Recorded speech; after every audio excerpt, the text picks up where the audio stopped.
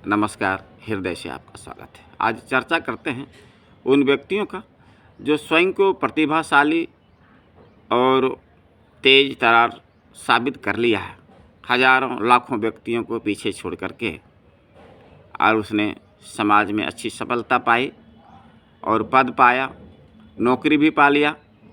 फिर भी जीवन जीने के मामला में अपने आप को वह असहाय और निरुत्तर क्यों पा रहा है? वह अपने आप को इतना कमज़ोर क्यों पा रहा है? अगर इस पर आप गौर करेंगे, देखेंगे कि जिन व्यक्तियों के पास संसाधनों की कमी नहीं रही, अपनी प्रतिभा के बल पर उसने हासिल किया, वह व्यक्ति भी समाज में प्रशंसा का पात्र नहीं बन पा रहा है। समाज को ऐसा कुछ दिखा नहीं पा रहा है जिसकी आवश्यकता समाज को उससे है, उसे अपेक्षा भी है लोगों का।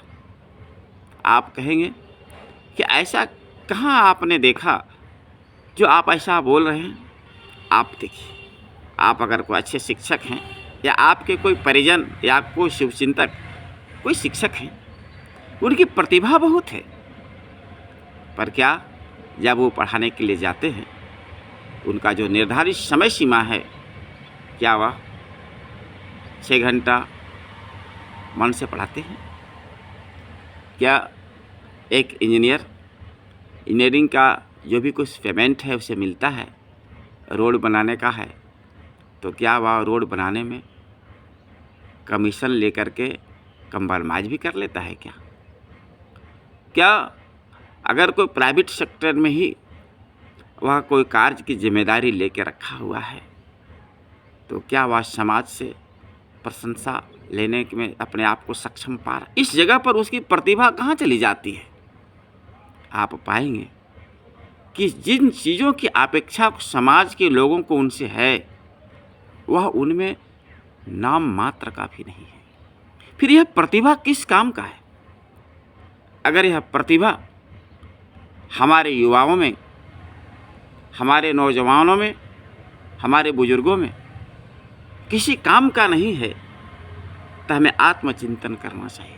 अभी बहुत ऐसे नौजवान शिक्षक हैं जो रिटायर्ड कर चुके हैं, बहुत ऐसे ज्ञानी व्यक्ति भी हैं जो अभी भी नौजवान जैसा उसका विचार है, वो अपने क्षेत्र से रिटायर्ड करके, लेकिन रिटायर्ड होने के बाद समाज को उसकी अपेक्षा है। उन्हें एक मंच देना चाहिए उन लोगों को जिनके कारण वो व्यक्ति मरने के बाद अमर हो सके। क्यों नहीं ऐसा हो सकता है कि एक शिक्षक रिटायर होने के बाद 1 घंटे का समय निर्धारित कर ले कि जो भी बच्चे को ज्ञान लेना हो हमसे, वो इतना बजे से इतना बजे तक मेरे पास आए और मैं फ्री में ट्यूशन पढ़ाऊँगा। यह काम करने में उसको उत्साह भी मिलेगा और लोगों की प्रशंसा का पात्र भी होगा। पर इस जगह पर उनका ये प्रतिभा दबा कुचला या असहाय महसूस होता है। परिवार लोगों का दबाव कि अब आप फुर्सत हो गए तो आप दवा खाइए और सोए रहिए। अरे भाई, दवा नहीं भी खा रहे हैं तो पड़े पड़े आपको दवा खाना पड़ेगा, क्योंकि शारीरिक activity, mental activity, social activity के बिना व्यक्ति रोगी हो जाता है। इसलिए निरोग जीवन जीना है तो आपको अपनी एक्टिविटी समाज को तब तक दिखानी चाहिए जब तक आपके शरीर में कुछ न कुछ है।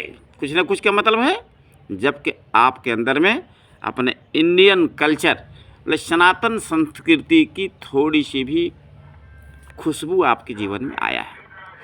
तो चारों ओर ये जो समस्याएं मुझे दिख रही है, बहुत लोगों को दिख रहा है कि समाज को चाहिए, वो कैसे मिलेगा?